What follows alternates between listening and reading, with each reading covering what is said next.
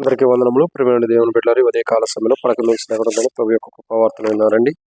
ఈరోజు దేవుని యొక్క వాక్యాన్ని చూసినట్లయితే మరి మంగళవారము 27వ తారీఖు జనవరి నెల 2026 సంవత్సరం. ఈ ఉదయ కాలం మనం దేవుని యొక్క కృపావార్తను చూసినట్లయితే రండి దేవుని యొక్క వాక్యంలో నుండి కొన్ని మాటలు మనం జ్ఞాపకం చేసుకుంటూ వద్దాం. ఈరోజు మనకి ఇవ్వబడిన కృపావార్త 2వ సమూయేలు గ్రంథం 9వ అధ్యాయం 7వ వచనం. 2వ సమూయేలు గ్రంథము 9వ అధ్యాయము 7వ వచనం. మనం దేవుని యొక్క వాక్యం నుండి కొన్ని మాటలు జ్ఞాపకం చేసుకుంటూ వద్దాం. 2వ సమూయేలు గ్రంథం 9వ అధ్యాయం 7వ వచనం.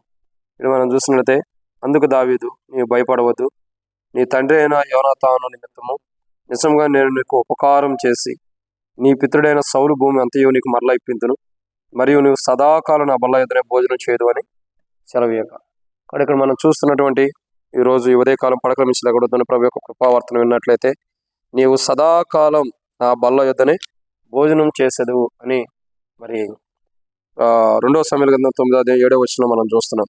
ఇంకోటి, నీవు సదాకాలం నా బల్ల యొద్ద భోజనం చేస్తావని ప్రభు మాట్లాడిన మాట చూస్తున్నాం. అయితే ఇక్కడ గమనించాల్సిన కోణం ఏంటంటే, సదాకాలం నా బల్ల యొద్దనే భోజనం చేస్తూ ఉంటాడు కదా, ఆయన అంటే ఎలా ఆయన దగ్గర భోజనం చేస్తాడు, లేదంటే ఒక మాటలో చెప్పాలంటే ఆయన బల్ల దగ్గర భోజనం చేసేవారు ఎలా ఉంటారు అని మనం కొన్ని విషయాలు చూడొచ్చు. ఆయన బల్ల దగ్గర భోజనం చేసేవారు ఎవరు? సో ఆయన అంటున్నాడంటే, నా బల్ల యొద్ద సదాకాలం భోజనం చేస్తాడు. కాబట్టి ఆయన బల్ల యొద్ద భోజనం చేసేవారు ఎలా ఉంటారంటే, మొదటి మాట కీర్తనల గ్రంథం 128వ అధ్యాయం.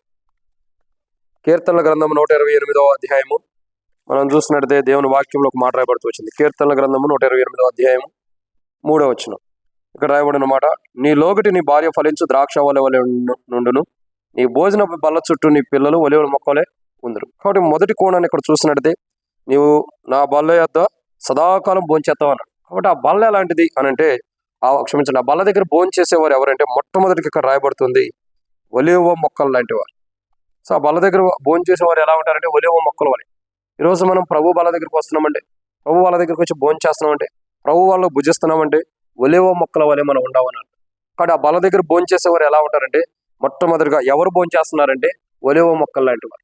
ఆ బల్ల చుట్టూ ఒలివ మొక్కలు ఎలాగైతే పెరుగుతూ ఉంటాయో, ఒలివ మొక్కలు ఎలాగైతే ఉంటూ వచ్చినాయో, అలా ఒలివల మొక్కల వలె ఆయన బల్ల యొద్ద భోజనం చేసేవారుగా సిద్ధపరుస్తున్నాడు. ఎవరినంటే మెఫీబోషెతుని, దావీదు రాజు. రెండోదిగా మొట్టమొదటిగా ఒలివ మొక్కల వలె. రెండోదిగా బల్ల యొద్ద ఎలాంటి వారు భోజనం చేస్తున్నారు? మొట్టమొదటిగా ఒలివ మొక్కల వలె ఉండవాలి. రెండోదిగా చూసినట్లయితే మొదటి సమూయేలు గ్రంథం 20వ అధ్యాయం, మొదటి సమూయేలు గ్రంథం 20వ అధ్యాయము మనం చూసినట్టయితే 9వ వచనం, 29వ వచనం. మొదటి సమూయేలు గ్రంథం 20వ అధ్యాయం 29వ వచనాన్ని చూడగా ఈడ రాయబడుతున్నమాట, దయచేసి నన్ను పోనేము, పట్టణమందు మా ఇంటి వారు బలర్పింపవచ్చున్నారు, నీవును రావాలని నా సహోదరుడు నాకు ఆజ్ఞాపించాను గనుక నీ దృష్టికి నేను దయ పొందిన వాడనైతే నేను వెళ్ళి నా సహోదరుని దర్శించి వచ్చినట్టుగా నాకు సెలవుమని బతిమాలు కొనగా నా యొద్ద ఇక్కడ రాయబడుతున్న నా యొద్ద సెలవు తీసుకొనెను. అందు నిమిత్తమే అతడు రాజు భోజనపు బల్ల యొద్దకు రాలేదని సౌలుతో చెప్పగా. క్షమించండి. కాబట్టి ఇక్కడ రెండోదిగా ఆయన బల్ల యొద్ద దావీదు రాజు అంటాడు కదా, నా బల్ల యొద్ద నువ్వు భోజనం చేస్తావు సదాకాలం అంటే. ఆ బల్ల యొద్ద భోజనం చేసేవారు ఎవరు? మొట్టమొదటి చూసినట్టే ఒలివ మొక్కలు లాంటి వారు. రెండోదిగా చూసినట్టు ఏమని రాయబడుతూ వచ్చింది ఇక్కడ అంటే, రాజు వలె. చూడండి, రాజు యొక్క బల్ల యొద్ద అంటే రాజు లాంటి స్థానం. సో రాజుల బల్ల యొద్ద భోజనం చేయటం అంటే రాజు లాంటి స్థానం. ఒక రాజు లాంటి పొజిషన్ కలిగిన వారు, ఒక రాజు లాంటి హోదా కలిగిన వారు, రాజు లాంటి అనుభవం కలిగినటువంటి వ్యక్తి ప్రభు యొక్క బల్ల దగ్గర భోజనం చేస్తారు. ఈరోజు ప్రభు బల్ల దగ్గర భోజనం చేసేవారు ఎలాంటి వారంటే ఒలివల మొక్కల వేలే ఎదిగిన వారు. రెండోదిగా చూడగా ఇక్కడ చూసినట్లయితే రాజు బల్ల దగ్గర భోజనం చేసేవారు ఎలాంటి వారంటే రాజులు, అంటే రాజు యొక్క అధికారం కలిగిన వాడు, రాజు లాంటి వాడు భోజనం బల్ల దగ్గర చేస్తున్నాడు భోజనం. మూడోదిగా ఆ భోజనం బల్ల దగ్గర సదాకాలం భోజనం చేసేవారు ఎవరంటే రండి 2వ సమూయేలు గ్రంథం 9వ అధ్యాయం. 2వ సమూయేలు గ్రంథం 9వ అధ్యాయంలో మనం చూస్తూ వస్తున్నాం కదా. ఇక్కడ 2వ సమూయేలు గ్రంథం 9వ అధ్యాయం ఇక 11వ వచనం, నా ఏలుండి వాడకు రాజు తన దాసునికి ఇచ్చిన ఆజ్ఞ అంతటి చొప్పున నీ దాసునైన నేను చేసేదనని షేబారాజుతో చెప్పాను. కాగా మెఫీబోషెతు రాజు కుమారులో ఒకడైనట్టుగా రాజు బల్ల యొద్దనే భోజనం చేయొచ్చుండు. కాబట్టి ఇక్కడ మూడో కోణం ఏంటంటే, ఆయన బల్ల యొద్ద భోజనం చేసే ధన్యత నీకు సదాకాలం ఇస్తానన్నాడు. ఆ బల్ల దగ్గర భోజనం చేసేవారు ఎవరు? మొట్టమొదటి చూడగా ఒలివల మొక్కల వలె ఉన్నటువంటి వారు, ఒలివల మొక్క లాంటి అనుభవం కలిగిన వారు. రెండోదిగా బల్ల దగ్గర భోజనం చేసేవారు ఎవరు? రాజు యొక్క అనుభవం కలిగిన వారు. మూడోదిగా బల్ల యొద్ద భోజనం చేసేవారు ఎవరు? రాజు కుమారులు. ఎవరండి? రాజు కుమారులు మాత్రమే బల్ల ఎదుట భోజనం చేయడానికి యోగ్యత. రాజు కుమారులకు మాత్రమే బల్ల దగ్గర కూర్చునే ధన్యత. కాబట్టి రాజు యొక్క బల్ల చూడగా, రాజు యొక్క బల్ల దగ్గర బలలో పాల్గొనే అనుభవం చూడగా ఎలా ఉంటుంది? రాజు బల్ల దగ్గర పాల్గొనేవారు ఎవరు? రాజకుమారులు. ఇక్కడ ఈరోజు ఆయన బల్ల ఎదుగా సదాకాలం భోంచేసే ధన్యత నీకు నాకు ఇవ్వాలని ప్రభు ఇష్టపడుతున్నాడు. మొట్టమొదటిగా ఒలివ మొక్కల వలె ఉండవారు వలె మనం ఆ బల్ల దగ్గర ఉండబోతున్నాం. రాజుల వలె ఆ బల్లలో పాల్గొనబోతున్నాం.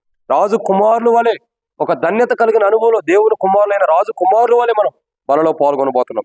4వదిగా చూసినట్లయితే 2వ సమూయేలు గ్రంథం 19వ అధ్యాయం 28వ వచనం. 2వ సమూయేలు గ్రంథము 19వ అధ్యాయం 28వ వచనం చూడండి. ఇక్కడ మనం జ్ఞాపకం చేసుకున్నట్లయితే, నా తండ్రి ఇంటి వారందరూ నా ఏలినవాడు నాకు రాజు నాకు నీ దృష్టికి మృతులైన వంటి వారై ఉండగా నీవు నీ బల్ల యొద్ద భోజనము చేయవారిలో నీ దాసుని నన్ను చేర్చితివి కాబట్టి ఇకను రాజువైన నీకు మొరపెట్టుటకు నాకేమి న్యాయమని అడగ. ఇక్కడ 4వ కోణం ఏంటంటే, ఇక్కడ బల్ల గురించి మరొక మాట రాయబడుతూ వచ్చింది. ఏమని? నా తండ్రి ఇంటి వారందరూ చనిపోయి ఉండగా నీవు నన్ను బల్ల యొద్ద ఉంచుతున్నావు అంటే, ఇక్కడ గమనించాల్సిన కోణం ఏంటంటే, ఆ బల్లల దగ్గర సదాకాలం ఆయన బల్ల దగ్గర పాల్గొనే ఆ బల్ల దగ్గర భోజనం భుజించే ధన్యత ప్రభు ఇవ్వాలనుకుంటున్నాడు. ఆ బల్ల దగ్గర ఎవరు భోజనం భుజిస్తున్నారు? ఒలివల మొక్క లాంటి జీవితం కలిగిన వారు, 2 రాజు లాంటి వారు, 3 రాజు కుమారులు లాంటి వారు, 4వదిగా చూసినట్టే సజీవులైనటువంటి వారు. సో ఇక్కడ మనం జ్ఞాపకం చేసుకున్న మాట ఏంటంటే, ఇక్కడ మాట్లాడుతున్న మాట, నా ఇంటి వారందరూ చచ్చిన వారే ఉండగా ఏమనబడుతుంది? నా ఇంటి వారందరూ చచ్చిన వారే ఉండగా. సో చనిపోయిన వారిలో కాకుండా సజీవుడుగా, సో ఎవరైతే సజీవులుగా ఉండారో, ఎవరైతే సజీవులుగా జీవిస్తూ వస్తున్నారో అటువంటి వారికి ఆయన బల్ల దగ్గర భోంచేసే ధన్యత దేవుడు ఇస్తున్నాడు. సదాకాలం నువ్వు నా బల్ల యొద్ద భోంచేస్తామంటున్నాడంటే, ఆయన బల్ల దగ్గర భోంచేసేవారు ఒలివల మొక్కలు లాంటి వారు, ఆయన బల్ల దగ్గర భోంచేసేవారు రాజులు లాంటి వారు, ఆయన బల్ల దగ్గర భోంచేసేవారు రాజు కుమారులు లాంటి వారు, ఆయన బల్ల దగ్గర భోంచేసేవారు సజీవులైన వారు. సో ఈ రోజు మనం ఆయన బల్ల దగ్గర భోంచేస్తున్నాడు, సజీవుల లెక్కలో మనం నుంచి ఆ బల్ల దగ్గర భోంచేసే వారికి సిద్ధపరుస్తున్నాడు. ఇక 5వ కోణం ఏంటంటే, చూడండి, మత్తయి సువార్త 15వ అధ్యాయం 27వ వచనంలో ఒక మాట రాయబడుతూ వచ్చింది. మత్తయి సువార్త 15వ అధ్యాయం 27వ వచనం. ఇక్కడ చూసినట్టయితే, ఆమె నిజమే ప్రభువా, కుక్క పిల్లలు కూడా తమ యజమానులు బల్ల మీద నుండి పోడి మొక్కలు తినును కదా అని.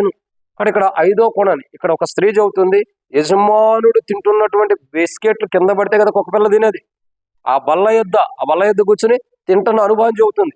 సో ఆ బల్ల యొద్ద ఎవరుంటున్నారంటే, ఒక మాట చెప్పాలంటే యజమానుడు తర్వాత నుండి వేరే వాళ్ళకి వస్తుంది. ఆ బల్ల యొద్ద ఎవరుంటారు? యజమానుడు. సో ఒక్క రకంగా చెప్పాలంటే యజమానుడి యొక్క పిల్లలుగా, మనం యజమానులు లాంటి వారుగా మాట చెప్పిన యజమానులు అని ఎందుకంటున్నారంటే, మన పరలోకపు తండ్రి యజమానుడు, ఆయన బిడ్డలుగా మనం ఉండమంటే మనం కూడా యజమానులు లాంటి వారు. సో బల్ల ఎదుట సదాకాలం నీవు నా బల్ల ఎదుట భోంచేస్తావంటే ఒలివ మొక్కల లాంటి జీవితం కలిగిన వారు భోంచేస్తారని చెబుతున్నాడు, రాజు లాంటి వారు భోంచేస్తారని చెబుతున్నాడు, రాజు కుమారులు లాంటి వారు భోంచేస్తారని చెబుతున్నాడు, ఇంకా చూడగా సజీవులైన వారు భోంచేస్తారని చెబుతున్నాడు. 5వదిగా చూసినట్టు యజమానులు లాంటి వారు. యజమానులు అనుగ్రహిస్తేనే కింద ఉన్నవారు తినేది. సో యజమానులు లాంటి ధన్యత, యజమానులు లాంటి కృప దేవుడు మనకి ఇచ్చాడు. యజమానుల వలె బలలో పాల్గొనే ధన్యత మనకి. యజమాని అంటే ఒక అధికారం, మనకు అధికారం దేవుడు ఇచ్చాడు. క్రీస్తు యేసు యొక్క శరీరాన్ని తిని ఆయన బల్ల దగ్గర భోజనం చేసే ధన్యత. ఇటు అనుభవాలు ఇంత గొప్పవారిగా దేవుడు సిద్ధపరిచి ఆయన కుమారుడైన యేసు ప్రభు వారి యొక్క కలువసిలో ప్రాణపెట్టి చనిపోయి తిరిగిలేయడం ద్వారా ఆ కుమారుని యొక్క రక్తము తిని ఆ రక్తాన్ని త్రాగటం, ఆ శరీరం తిని ఆ రక్తం త్రాగటం ద్వారా సదాకాలం ఆయన బల యుద్ధ నుండి మనం తొలగిపోయేవారు కొనుక్కోకుండా సదాకాలం ఆయన బల యుద్ధ ఉండే ధన్యత ప్రభు మనకు అనుగ్రహించినందుకే ప్రభు కృతజ్ఞత చెల్లిస్తూ, ఇంత గొప్ప ధన్యతను మేము పోగొట్టుకోకుండా ఈ దినమంతా కాదు, ఈ జీవితకాలం అంతా కాపాడుకున్నట్లు ప్రభు సాయించను కాక ప్రార్థన. మమ్మల్ని మిక్కులుగా ఎక్కువగా ప్రేమించిన పరలోక తండ్రి, మీకు వందనాలు. ఎత్తుబడి మాటలు దీవించండి, ఆశీర్వదించి నీ మాటలో నీరు కట్టి ఫలింపచేయండి. సదాకాలం మీ బల యుద్ధ భోంచేసే ధన్యత మీరు మాకు అనుగ్రహిస్తున్నారు. ఆ ధన్యత ఎలాంటి వారికి అనుగ్రహించబడిందో చూసి అలాంటి అనుభవం మమ్మల్ని తీసుకొచ్చి మాకు అనుగ్రహించండి. దాన్ని మేము పోగొట్టుకోకుండా కాపాడమని యేసు ప్రభు నామములో ప్రార్థిస్తున్నాము తండ్రి. ఆమేన్. అందరికీ మా ప్రభువైన యేసుక్రీస్తు నామములో శుభాభివందనములు. క్రైస్తవ